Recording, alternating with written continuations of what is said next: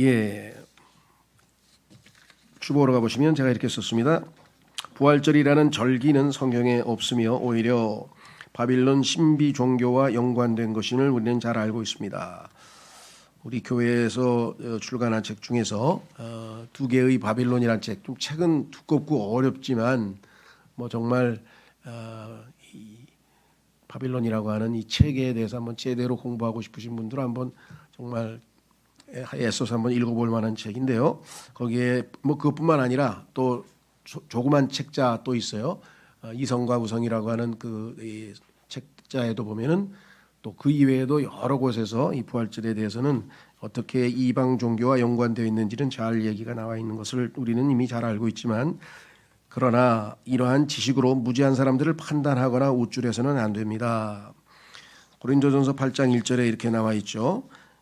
이제 우리는 우상들에게 바쳐진 것들에 관련하여 우리 모두가 지식이 있음을 아느니라. 지식은 우쭐하게 하나 성도의 사랑은 세워주느니라 그랬습니다. 그래서 지식을 가지고 우리가 사람들을 판단하거나 이러지 말고 사랑으로 세워줘야죠. 왜? 정확한 사실을 모르기 때문에 일어나는 일이죠. 예. 자, 그래서 우리 부활에 대해서 이제 두 가지 구절을 먼저 한번 좀 살펴보려고 합니다. 여기 오늘 본문에 보니까 그 사람들이, 그 사도들이 주 예수의 부활을 증거했다. 그러니까 보통 일반적으로 복음을 전하면 예수 그리스도의 죽으심에 대해서 모든 초점을 맞추게 되어 있습니다. 그렇죠? 왜 예수님이 죽으실 수밖에 없었는가? 우리의 예수님의 죽음과 나의 죄와의 무슨 상관이 있는가? 그분의 죽으심이 어떻게 나의 구원의 길이 될 수 있는가? 그래서 십자가의 죽으심에 관한 이야기를 우리가 집중적으로 얘기하고 그 죽으심에 대해서 우리가 설명도 하고, 그러나 실제적으로 우리가 예수 그리스도를 믿고 구원을 받는 것은 죽음으로 끝난 게 아니라 예수 그리스도께서 부활하셔서 지금 살아계시고 그 살아계신 예수 그리스도를 신뢰하고 믿는 것이고 인격적으로 그분을 받아들이는 것이죠. 그렇다면은 부활하신 예수 그리스도, 즉 부활에 대해서 우리가 복음을 전할 때 빼버린다고 한다면은 아주 핵심적이고 중요한 요소를 빼는 거죠. 고린도전서 15장이 복음에 대한 정의가 나와 있는데, 우리의 죄 때문에 죄로 인하여 예수 그리스도께서 죽으시고 성경대로 죽으시고 장사되셨다가 성경대로 살아나셨다라는 이야기가 반드시 들어가야 됩니다. 그렇죠? 그래서 사도 시대에는 부활이 복음 증거에 있어서 핵심적인 요소였는데, 오늘날은 부활에 대해서는 자주 잘 전하지 않고 그저 죽으심 외에 너무 지나치게 초점을 맞추는 것을 우리가 좀 유념해서 우리는 복음을 전할 때는 부활에 관련된 말씀을 꼭 전하셨으면 좋겠고요. 이와 관련지어서 베드로전서 1장 3절과 21절 한번 확인해 보겠습니다. 구원과 부활과의 관련에 있어서 베드로전서 1장 3절, 하나님 곧 우리 주 예수 그리스도의 아버지께서 찬양받으시기를 바라노라. 그분께서는 죽은 자들로부터 예수 그리스도를 부활하게 하심으로써 그분의 넘치는 자비를 따라 우리를 다시 낳으시어 생명력 넘치는 소망에 이르게 하셨으며, 우리가 거듭나고 소망을 가지게 된 것이 부활 때문이라고 성경이 분명하게 지금 베드로전서 1장 3절에 말씀하셨고, 21절에도 너희는 그분을 통하여 하나님을 믿으니 그분께서는 너희의 믿음과 소망이 하나님 안에 있게 하시려고 그분을 죽은 자들로부터 일으켜 세우셨으며 그분께 영광을 주셨느니라. 우리의 믿음이, 소망이 하나님께 있으려면 부활이 반드시 뒷받침이 되어야 한다라고 하는 사실을 하나님께서 적시해 놓으셨죠. 자, 그래서 우리는 다시 교재로 가시면, 오히려 이런 기회를 활용하여 1년에 한 번씩 복음의 핵심 요소인 부활에 관해 상고해보는 시간을 갖고 있습니다. 그래서 매년 부활절이라고 하는 절기는 없지만 만들어진 것이고 성경적이진 않지만 우리가 이걸 활용해서 부활에 대한 공부를 하고 있다. 예수님의 부활이 역사적인 사실이라는 것, 여러분 생각할 때는 너무나 당연한 거 아닌가? 그렇지 않습니다. 우리에게는 당연한 것인데 이 사실을 믿지 않고 있는 그리스도인이 적어도 우리나라에 교회 다니는 모르겠어요. 이제 카톨릭은 잘 모르겠습니다만은 카톨릭이 한 700만에 개신교가 800만이면 1,500만인데 그 1,500만 명 중에서 최소 절반 이상은, 아무리 보수적으로 잡아도 절반 이상은 역사적 사실로 부활을 믿지 않습니다. 부활의 정신을 기린다든가 아니면 예수 그리스도께서 우리를 구원하셨을 때 우리가 영적으로 부활했다든가 뭐 이런 것에 대한 언급은 할지 모르지만 역사적 사실로서의 부활에 대한 인식도 굉장히 낮고, 특히 자유주의 신학교에서는 뭐 교수들을 포함해서 거의 대부분이 믿지 않는 것으로 되어 있어요. 그래서 이 문제에 대해서는 저희 교회가 뒤에 보시면 부활절에 대한 부활에 관한 팜플렛을 하나 만들었는데, 그것은 이제 한 법학자가 부활이 역사적 사실이라고 하는 것을 어떻게 성경에 나와 있는 진술로서 입증하느냐에 대한 그 내용을 우리가 만들었죠. 그래서 관심 있는 분들은 약간 그 부활 팜플렛을 많이 가지고 다니면서 부활의 역사성에 대해서는 확실하게 사람들에게도 알려줄 수가 있을 것 같습니다. 두 번째, 교회 다니는 분들이 제일 좋아하는 것은 예수님이 부활하신 게 확실하니까 나도 부활할 것이다. 그래서 우리의 부활이 보장되어 있다라는 것을 강조를 많이 합니다. 그것도 맞는 말이죠. 굉장히 중요한 말이고요. 성경에 이렇게 써 있으니까. 그러나 이 두 가지 정도만 알고 부활에 관해서 우리가 더 이상 아무것도 모른다, 그럴 수는 없는 것이죠. 신앙의 핵심이기 때문에. 그래서 부활이 갖는 여러 깊은 의미와 우리의 신앙생활에 있어서 우리와의 관계에서 갖는 의미를 되새겨 보도록 하겠습니다. 첫 번째, 부활은 예수님의 처녀 탄생과 신성을 입증합니다. 로마서 1장 3절 4절에 보시면 이 복음은 그분의 아들이신 예수 그리스도 우리 주와 관련된 것이라. 그분께서는 육체를 따라 다윗의 씨에서 조성되셨고 거룩함의 영을 따라 죽은 자들로부터 부활하심으로써, 여기 나와 있죠, 권능으로 하나님의 아들이심을 이심이 분명히 밝혀졌느니라. 자, 만약에 예수 그리스도께서 요셉의 자기의 아버지라고 우리가 보통 얘기하는 요셉과 마리아의 사이에서 태어나질 않으셨죠. 예수님은 성령에 의해서 태어나셨기 때문에 만약에 요셉의 친자라고 한다면, 요셉에 의해서 태어났다고 한다면 예수님은 부활하실 수가 없습니다. 너무나 당연하죠. 그래서 우리는 성경에서 요셉과 그의 어머니가 이렇게 성경에 써 있는 걸 보세요. 요셉이 그의 아버지가 아니기 때문에 킹제임스 성경에서는 정확하게 요셉과 그의 어머니가 이렇게 써 있는데, 누가복음에 다른 성서들에서는 그의 부모가 이렇게 해서 성경을 뜯어 고쳐놨어요. 우리가 편의상 부모라고 부르지만 실제적으로는 육체적인 부모, 아버지는 아니죠. 자, 그래서 예수 그리스도께서는 처녀 탄생, 다시 말해서 사람의 아담의 소위 말하면 부패한 본성을 입고 태어나신 분이 아니라는 사실을 우리가 부활을 통해서 확인해 볼 수가 있고요. 그렇죠? 두 번째는 여기 나와 있는 것처럼 하나님의 아들이 이미 밝혀졌다 이거죠. 신성을 지니신 분이죠. 그 증거가 어디 있느냐? 그 다음에 보면 요한복음 10장에 써 있습니다. 요한복음 10장 17, 18절에 보시면 예수님께서 자신에 대해서 말씀하시기를, 그러므로 나의 아버지께서 나를 사랑하시나니 내가 나의 생명을 내려놓는 까닭이라. 이로써 내가 그것을 다시 취하려 함이라. 예수님이 죽으신 것은 죽임을 당하신 것이 아니라 스스로 생명을 내어놓고 생명을 다시 취할 수 있는 권능이 있는 하나님이라는 신적 존재라는 것을 말씀하셨죠. 그래서 18절에서 나에게서 그것을 빼앗을 사람은 아무도 없으나 나 스스로 그것을 내려놓느니라. 나는 그것을 내려놓을 권능이 있으며 내게는 그것을 다시 취할 권능도 있느니라. 이 명령은 내가 나의 아버지께로부터 받은 것이라. 예수님은 자신의 생명을 내어줄 수도 있고 다시 취할 수도 있는, 그렇죠? 그래서 부활하셨죠. 이것은 예수 그리스도의 신성, 즉 그분이 하나님이시라고 하는 사실을 우리에게 보여준다. 그렇죠? 수없이 많은 기적들을 예수님께서 행하셨지만 그 기적 가운데서도 결정적으로 예수님의 신성을 입증하는 구절은 바로 주 사망을 이기신 부활이죠.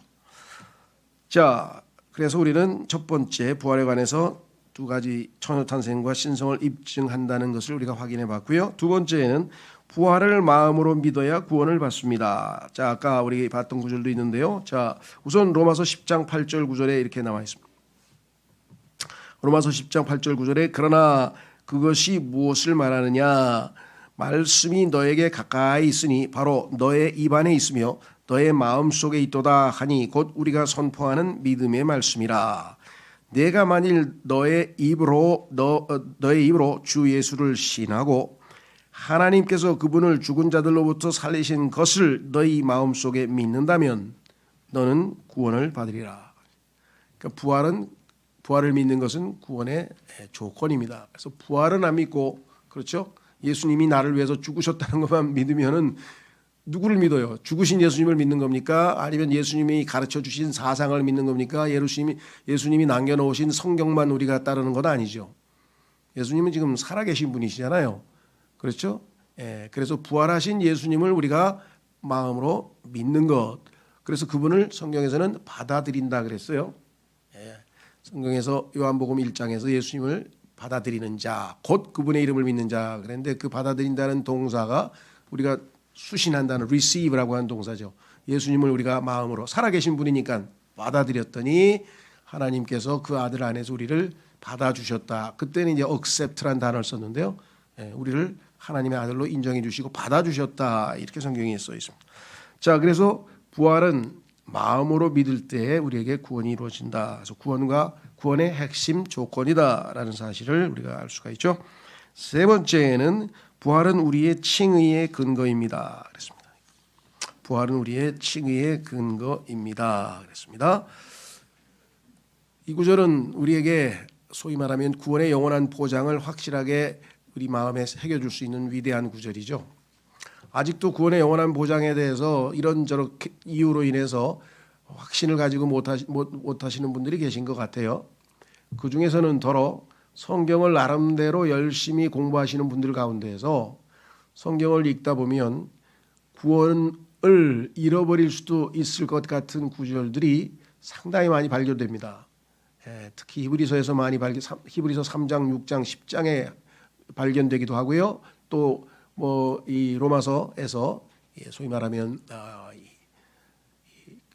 올리브 나무 가지에서 잘려 나간다, 떨어져 나간다, 이런 표현들이 있고요.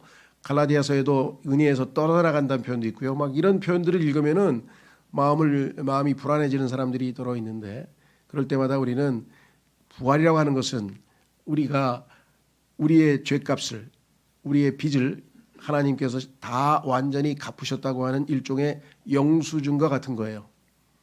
여러분들이 분명히 빚을 갚고, 그렇죠? 영수증을 받았어요. 그럼 그 영수증을 지니고 있는 한 빚쟁이가 나에게 더 이상 빚을 청구할 수는 없는 것이죠. 그렇죠? 그 영수증과 같은 역할을 하는 것이 바로 부활이에요. 자, 그래서 성경에 하나님께서 이렇게 기록해 놓으셨습니다. 로마서 4장 25절에 그분께서는 우리의 범죄들로 인하여 넘겨지셨으며, 여기까지만 믿으시면 안 돼요. 그 다음에 뭐예요? 우리의 칭의를 위하여 다시 일으켜지셨느니라. 예수님께서 일어나셨다는 얘기는 예수님께서 지옥 문을 열고 다시 일어나셔서 살아나셨다고 하는 것은 지옥에 가서 우리의 죄값을, 빚을 청산하러 가셨는데, 만약에 다 빚이 청산되지 않았다면 예수님께서는 당연히 우리의 빚을 갚기 위해서 지옥에 남겨져 계셔야 하는데, 성경에 보니까 예수님께서는 지옥의 문을 열고 올라오셨다라고 성경에 써 있단 말이죠. 그렇다면은 빚은 다 청산된 것인데, 그 부활이라고 하는 영수증을 확실하게 붙들고 있으면 우리는 절대로 구원의 확신에서 흔들릴 필요가 없는 것이죠. 고린도전서 15장 17절에 써 있잖아요. 그리고 만일 그리스도께서 일으켜지신 것이 아니라면 너희의 믿음은 헛되니 너희는 여전히 너희의 죄들 가운데 있는 것이라. 부활하셨으니까 더 이상 죄들 가운데 있는 게 아니죠. 죄값이 다 청산된 것이죠. 죄와 상관없는 몸이 된 것이죠, 우리가. 자, 그 다음에 네 번째, 부활은 우리의 부활을 보장합니다. 그랬습니다. 너무나 상식적이죠. 왜? 부활하신 예수님이 우리 안에 들어와 계세요. 그 예수님이 우리의 생명이라고 요한 1서에 말씀하셨어요. 그러면 예수님의 생명은 부활 생명이에요. 죽었다가도 다시 살아날 수 있는 생명이에요. 그럼 그 생명이 우리 안에 들어와 계세요. 그럼 다시 우리도 당연히 부활하는 것은 너무나 자명한 일이죠. 그렇기 때문에 성경에 기록했습니다. 로마서 6장 8절에 이제 우리가 그리스도와 함께 죽어 있다면 우리가 또한 그분과 함께 살게 될 것을 우리는 믿느니라. 로마서 8장 11절 그러나 예수님을 죽은 자들로부터 일으키신 분의 영께서 너희 안에 거하신다면 그리스도를 죽은 자들로부터 일으키신 분께서는 너희의 죽을 수밖에 없는 몸까지도 너희 안에 거하시는 그분의 영을 통하여 되살아나게 하시리라. 예수님의 부활은 우리의 부활을 온전히 보장해 준다라는 사실을 우리가 확신하셔야죠. 예, 그래서 우리가 장례식장에 가서도 이 부활로 인해서 소망 가운데 너희는 이 말씀으로 서로 위로하라 하면서 주님께서 말씀하셨죠. 자, 다섯 번째, 하나님께서는 부활을 통해 예수님을 세상의 심판주로 세우셨습니다. 자, 온 세상을 심판해야 될 심판주가 계셔야 될 터인데 하나님께서는 자신이 직접 하지 아니하시고 자신의 아들을 부활시키심으로써 일으키심으로써 그분만이 이 세상을 심판하실 자격이 있다는 것을 입증해 주셨습니다. 그렇죠. 죄가 있는 사람은 단 한 사람도 일어날 수가 없는데 예수 그리스도께서는 죄가 없으셨기 때문에 일어나셨습니다. 그래서 하나님께서 온 세상에 내 아들이 온 세상을 심판할 심판주라는 것을 보장해 주셨다. 사람들에게 확신시켜 주셨다 그랬어요. 누가 우리를 심판할 수 있습니까? 다 똑같은 죄인인데 너하고 나하고 뭐라 그래? 도진 개진이라 그러나? 너하고 나하고 똑같은데 비슷비슷한데 누가 누구를 심판을 해? 그렇죠. 예. 그렇지만 죄 하나도 없으시고 하나님께서 그것을 입증하시는 방법은 뭐예요? 부활이죠. 부활을 통해서 하나님께서 예수님을 심판주로 세우셨다고 성경에 기록해 놓으셨습니다. 사도행전 17장 31절. 이는 그분께서 한 날을 지정하셨기 때문이니 그날에 그분께서는 자신이 임명하신 그 사람을 통하여 하나님 임명하신 예수 그리스도를 통해 의로 죄인들을 심판하는 거니까 의로 심판하셔야죠. 의로 세상을 심판하실 것이라. 그분께서는 그를 죽인 자들로부터 살리심으로써 그것에 대하여 그분께서 모든 사람에게 보장을 주느니라. 모든 사람이 확실히 알라. 죽었다 내가 일으킨 이 내 아들이 온 세상을 심판할 의로 심판할 자라고 하는 사실을 온 세상에 선포하셨죠. 그렇죠?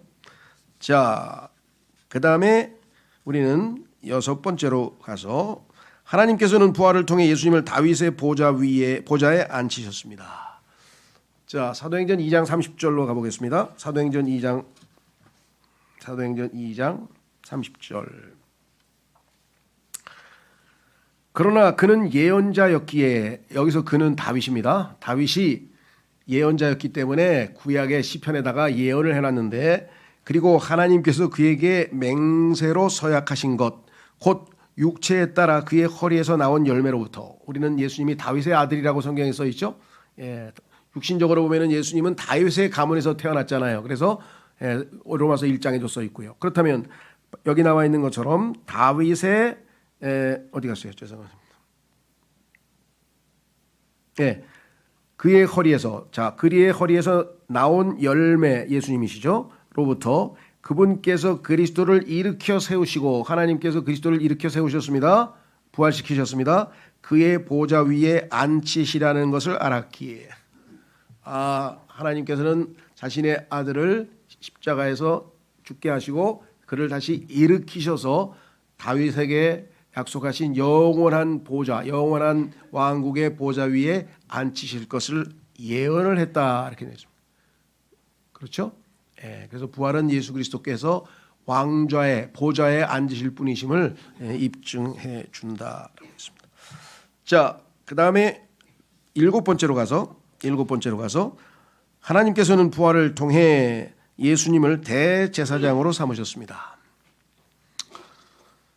성경에 보면 예수 그리스도의 사역은 삼중 사역이라고 우리가 이야기를 하는데요. 세 가지 사역을 하셨어요.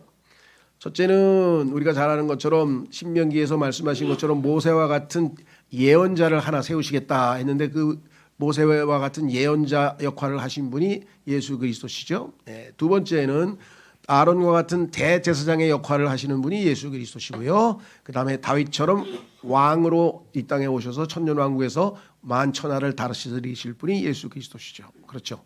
예.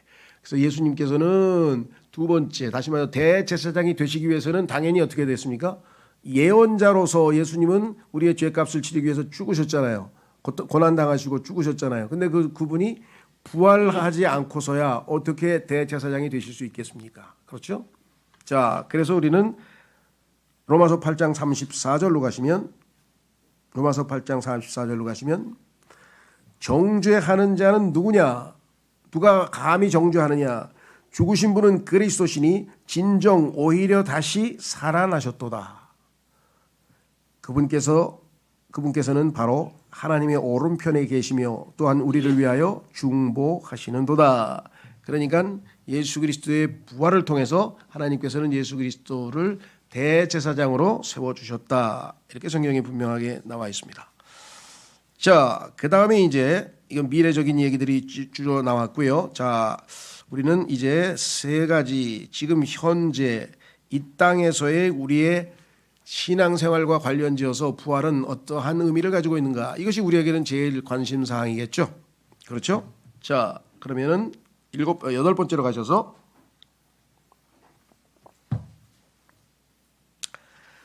우리가 율법에 대해 죽은 것은 부활하신 주님과 결혼하려 함입니다. 자, 예수님이 부활하시지 않으시면은 우리가 새 남편을 얻을 수가 없죠. 우리의 새 남편이 되시기 위해서 예수님께서 부활하셨다. 로마서 7장 3절 4절로 가보겠습니다. 로마서 7장 3절 4절.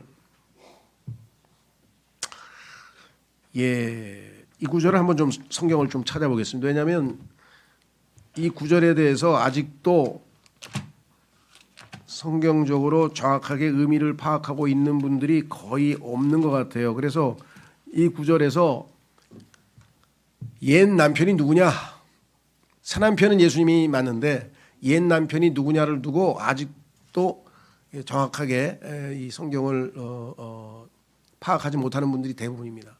거의 대부분은 다 옛 남편을 율법이라고 생각하고 있어요. 근데 율법은 버젓이 살아있는데 율법이 언제 죽었나요? 율법 안 죽었어요. 그런데 옛 남편을 율법으로 생각하시는 분들이 아주 훌륭한 성경 주석가들 중에도 많아요. 성경에 보면은 율법은 당연히 지금도 아직도 역할을 하고 있죠. 예. 그래서 옛 남편이 누구인지를 정체를 좀 정확하게 파악을 한번 해보려고 합니다. 자, 로마서 7장 1절로 가보시면 성경의 난제 중에 하나입니다. 그래서 성경적으로 우리가 좀 확인을 해보려고 합니다. 로마서 7장 1절, 형제들아 이는 내가 율법을 아는 자들에게 말하고 있기 때문이니, 자, 너희는 율법을 다 알고 있지 않냐. 근데 율법에 보니까 법이 사람이 살아있는 동안에만 그를 지배하는 것을 너희가 모르냐. 죽은 사람에게 법을 적용시킬 수가 없죠. 그렇죠? 예.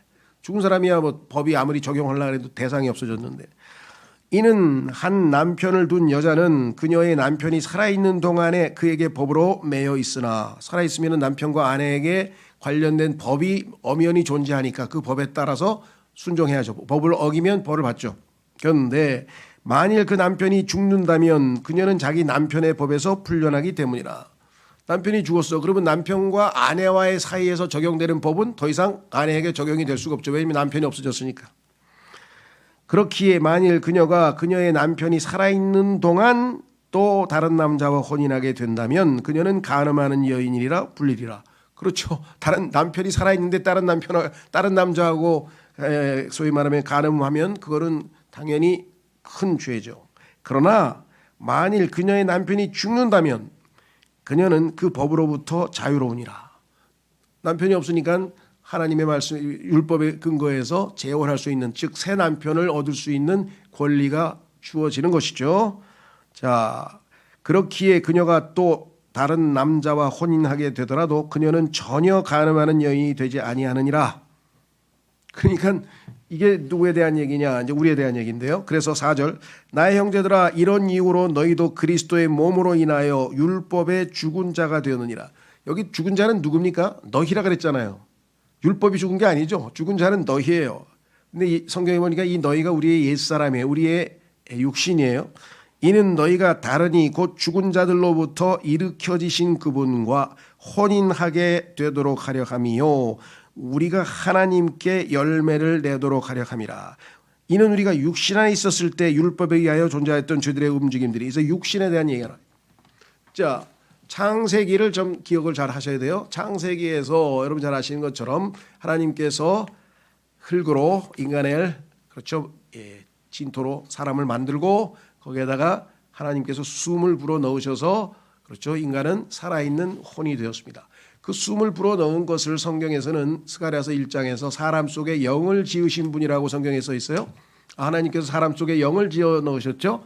그 순간에 하나님의 영과 흙이 합쳐지면서 중간에 혼이 living soul, 살아있는 혼이 만들어졌습니다. 그래서 인간은 본래적으로 혼이죠, 혼. 그래서 한 혼, 우리가 혼을 구원한다 그랬잖아요. 그렇죠? 예. 그래서 예수님께서도 온 세상에서 모든 것을 다 얻더라도 혼을 잃어버리면 그 혼이 하늘나라에 못 가고 지옥에 가버리면 혼을 잃어버리면 무슨 소용이 있겠느냐 하셨던 바로 그 혼, 우리 자신, 인간.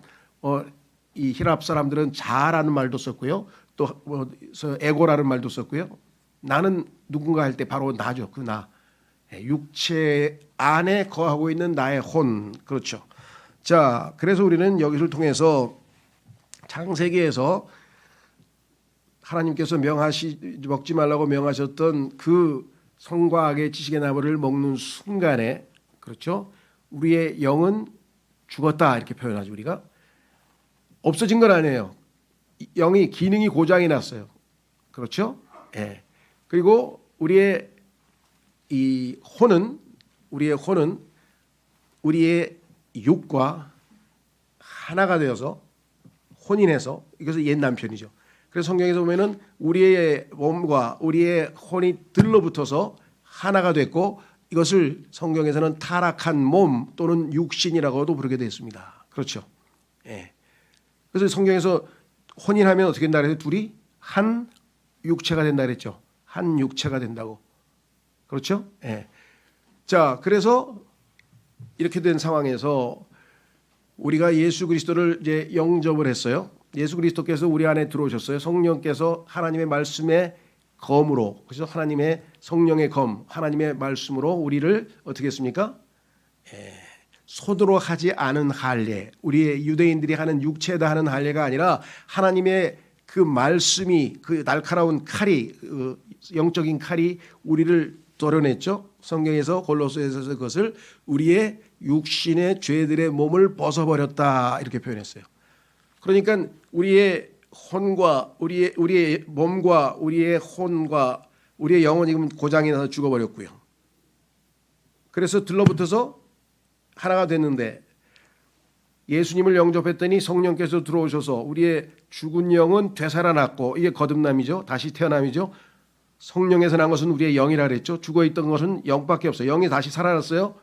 그래서 하나님과의 교제가 가능한 기능을 되찾고, 그 다음에 그 영이, 성령께서 하나님의 예리한 말씀으로, 성령의 칼로 우리를 뭐예요? 영적인 할례를 했다고 골로새서에 써 있죠. 그러니까 우리의 몸과 우리의 혼을, 이 들러붙던 육체를 예리하게 갈라내서 우리의 혼을 구속시켰어요. 이 사망의 몸으로부터 해방시켰다 이 말이에요. 그래서 이것을 육신의 죄들로부터 벗어났다. 왜? 죄의 몸을 멸함으로써. 이게 로마서 6장 6절이죠. 그러니까 누가 죽었어요? 옛 남편은 우리의 육신이 죽은 거죠. 죄의 몸이 멸하게 된 것이죠. 우리의 옛사람이 죽은 것이죠. 예. 그러니까 이제는 뭐예요? 옛 남편이 죽었으니까 내 안에 들어와 계신 그리스도, 새 남편 되신 분과 우리가 혼인하면, 자, 내 육신과 나하고 혼인해서 우리가 맺은 열매를 로마서 7장에서는 사망의 열매라 그랬어요. 너희가 맺은 것이 사망의 열매밖에 더 있냐. 이제는 새롭게 부활하신, 그래서 우리 안에 들어와 계신 예수 그리스도와 혼인하게 되면 하나님께 열매를 맺게 될 것이다. 이렇게 성경에 써 있다. 그러니까 부활하신 예수 그리스도와 혼인하지 않고는, 뭐 요즘에는 뭐 혼인도 안 하고 뭐 애도 잘 낳지만 그는 요즘에 잘못된 짓이고, 정상적으로는 혼인을 해야 열매를 맺게 되는 거 아니에요. 그렇죠? 그래서 예수 그리스도와 우리가 혼인한 목적은 뭐예요? 하나님께 열매를 맺게 하기 위해서, 성령의 열매를 맺게 하기 위해서. 그러니까 부활하신 예수 그리스도를 통해서만 우리는 열매 맺는 삶. 너희가 많은 열매를 맺으면 내 아버지께서 영광을 받으실 것이요. 살든지 먹든지 마시든지 그 무엇을 하든지 하나님께 영광을 돌리라. 그것이 그리스도인의 존재 목적이라고 사람들은 수없이 말을 하지만 그 방법이 뭐예요? 부활하신 예수 그리스도께서 나를 통해서 성령의 열매를 맺을 때에만, 많은 열매를 맺을 때에만 하나님께서 영광을 받으실 수 있다 이 말이죠. 그러니까 부활은 우리의 신앙생활에 있어서 아주 중요하고 핵심적인 것이다. 그래서 우리는 부활하신 주님과 혼인하게 되고 그 주님께서 우리를 통해서 풍성한 열매로 하나님을 영화롭게 하실 수가 있다. 이것을 꼭 기억하시면 좋겠습니다. 자, 그다음에 9번째, 부활로 그리스도께서는 주님이 되셨습니다. 자, 이건 무슨 소리인가 한번 확인해 보겠습니다. 로마서 14장 7절에서 9절. 로마서 14장 7절에서 9절. 이는 우리 중에 자기 자신을 향하여 사는 자가 아무도 없으며, 아까도 여기 향하여, 예전 성경에는 더 위하여로 되어 있는데요, 자기 자신을 향하여 죽는 자도 아무도 없기 때문이라. 이는 우리가 산다 해도 우리는 주를 향하여 사는 것이요 우리가 죽는다 해도 우리는 주를 향하여 죽는 것이기 때문이라. 그러므로 우리가 살든지 죽든지 우리는 뭐라고요? 주의 것이로다. 주님이 우리의 주인이에요. 그렇죠? 그런데 여기 나와 있네요. 이런 취지로 그리스도께서 죽으셨을 뿐만 아니라, 이런 취지로, 즉 우리의 주인이 되시기 위해서, 주님이 되시기 위해서 일어나사 부활하셨기 때문이니. 자, 그분께서 죽은 자들과 살아있는 자들 모두의 주가 되려 하심이라. 예수님께서는 부활하셔서 온 세상의 심판주만 되신 게 아니라 온 세상의 주인, 소유주가 되신 거예요. 온 세상을 다 하나님께서 예수님께 다 주신 거예요. 그렇죠? 자, 여기에 중요한 것 중에 하나는 일어나사 그랬습니다. 대부분의 부활에 관한 구절들을 읽으면요, 하나님께서 일으키셨다 또는 일으켜지셨다 수동태로 되어 있어요. 예수님의 인성에 관한 얘기죠. 그런데 여기서 보니까 이분은 일으켜지신 게 아니고 하나님이 일으키신 게 아니고 자기가 일어나셨다고 성경에 써 있어요. 그렇죠? 그래서 수동태로 쓰였을 때는 예수 그리스도의 인성에 관한 얘기고, 일어났다고 할 때는 당연히 예수님의 신성에 관한 거겠죠. 자, 그래서 그분께서 죽은 자들과 살아있는 모두의 주가 되려 하십니다. 그래서 우리가 주님이라고 부르죠. 우리의 주인이라고 생각할 수 있고, 온 세상의 소유주, 나의 소유주라고도 표현할 수 있겠고, 그래서 우리는 그분의 종으로서 그분을 섬기는 자가 되었다. 그래서 부활하신 주님이 우리의 주님이시다. 그렇죠. 아마 요즘에는 그런 게 별로 없는데, 옛날 우리 조상 때 특히 사극에 보면은 그 뭔가 큰 뜻을 뿜고 딱 이제 떠난 젊은 청년이 누굴 찾으러 다닙니까? 자기가 정말 인생을 다 바쳐서 섬기고 따를 만한 주군을 찾으러 다녀요. 주군. 그렇죠. 우리 제갈공명도 주군을 찾다 못 찾았는데 나중에 찾기는 찾았죠. 또 우리 저기도 보면은 주군을 찾기는 찾았는데 주군이 받아주질 않아.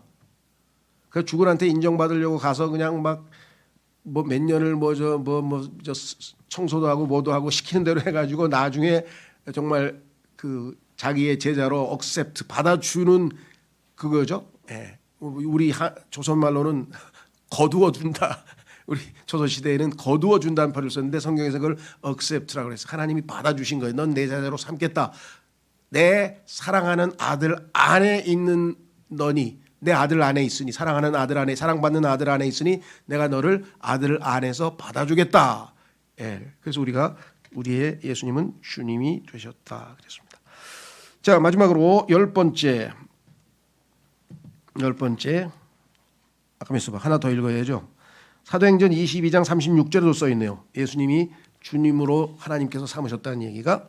자, 사도행전 2장 32절에서 36절까지 읽고 가겠습니다. 이 예수님을 하나님께서 일으켜 세우셨으니 우리 모두가 그것의 증인들이라. 그러므로 하나님의 오른손에 의하여 크게 높아지시고 하나님에게서 성령님의 약속을 받으신 그분께서 이것을 흘려보내셨으니 너희가 지금 보고 듣고 있는 것이라. 그러면서 성령께서 내려오신 얘기를 하면서 성령 강림절, 이는 다윗이 하늘들 속으로 올라가는 것이 아니기 때문이라. 그러나 그는 스스로 이같이 말하느니라. 주께서 나의 주께 말씀하시기를. 주께서의 앞에 주께서는 누굴까요?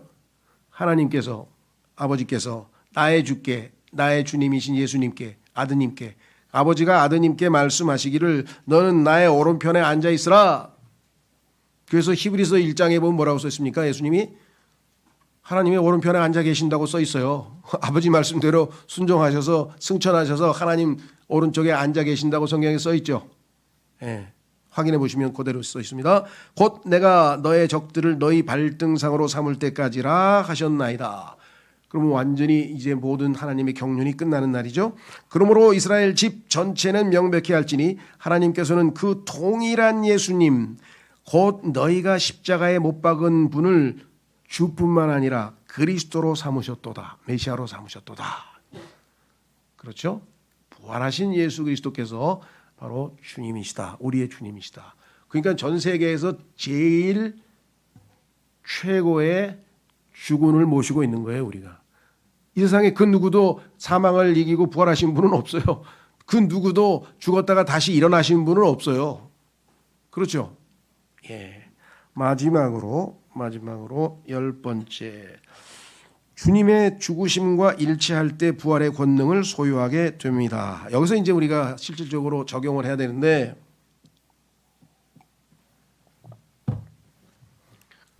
적용이 잘 안 돼요. 왜? 전제 조건이 있기 때문에. 부활이라고 하는 것은 다시 살아났다는 뜻이잖아요. resurrection, re가 붙잖아요. again, resurrection, 다시. 그러면 죽었다는 게 전제되지 않고 다시 살아날 수 있나요? 계속 살고 있다가 어떻게 다시 살아나요? 그러니까 죽어야 다시 살아난단 말이죠. 그러면 예수 그리스도의 부활의 권능, 그 다시 살아날 때 어떤 권능이었습니까? 이 지상에서 빛으로 200억 광년이 있는 곳을 통과해가지고 아버지를 잠깐 뵙고 그 200억 광년이 넘는 곳을 다시 찾아와서 아버지를 뵙고 와서 이제는 나를 만져도 되느니라. 만지려고 그랬더니 만지지 말라. 내가 아버지께 가서 먼저 부활해야 돼서 아버지를 만나고 와야 된다. 우리가 믿고 있는 하나님이 어떤 분인지 생각을 해보세요. 빛으로 200억 광년이래요. 그게 난 뭔지 잘 모르겠어요. 그러니까 빛이 1초에 얼마를 달리는데 그게 200억 광년, 200억 년이 될 정도의 거리라고 사람들이 계산을 했는데 거기를 잠시 갔다가 다시 내려와서 예수님을 붙들었을 때 예수님이 허락하셨죠. 왜? 아버지께 이미 가서 첫 열매로 갔다가 보고를 했기 때문에. 자, 그래서 이 예수 그리스도의 그 부활의 권능이라고 하는 것은 어마어마합니다. 그럼 그 부활의 권능이 내 삶 속에서 어떻게 해서 표현될 수가 있는가? 그렇다고 해서 우리가 마음껏 무슨 그냥 이 전기꼽으면 불 들어오시 막 쓰는 건 아니죠. 왜? 주님은 우리에게 주인이시기 때문에 그분의 부활의 권능도 주의 뜻에 맞게 필요할 경우에 우리를 통해서 표출하실 수가 있는 거겠죠. 자, 그래서 빌립보서 3장 10절 11절. 빌립보서 3장 10절 11절. 내가 그분의 죽으심에 일치되어 그분과 그분의 부활의 권능과 그분의 순환들의 교제를 알고자 함이니.